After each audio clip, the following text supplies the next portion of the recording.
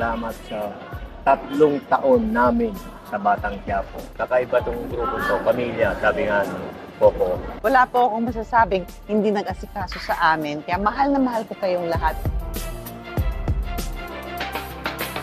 Para sa akin, ang dami-dami kong mga hindi makakalimutang eksena. Unang-una, yung debut ni Mokang. Tapos pangalawa, nung nagkasakit si Marcing sa ospital. Tapos pangatlo, yung naging Don at Donya kami. Siyempre, yung pinaka-recent, yung mga eksena namin kanina with Coco, tsaka yung pagkaganon ng aking misis na ang ganda-ganda ng pagkagawa. Tapos yung eksena namin ni Coco na parang may pag-uusap kami na naisara namin yung mga problema, yung mga hinanakit sa isa't isa. At wala, iyak kami ng iyak. Iniligtas mo kami kahit na matindi ang sama ng loob mo sa amin.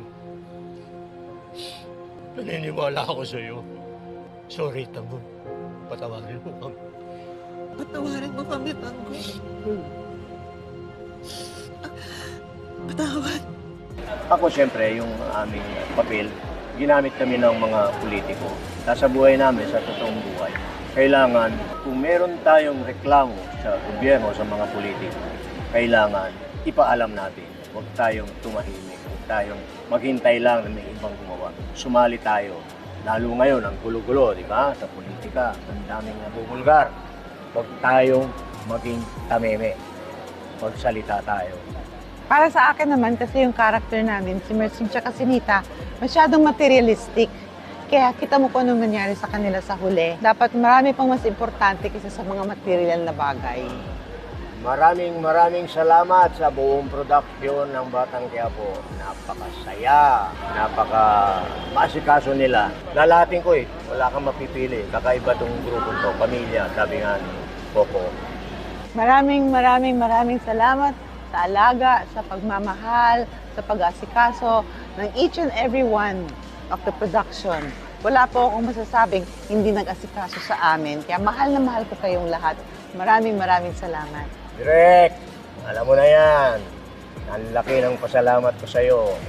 Mula nung nandun pa ako sa ospital, nung makalabas ako.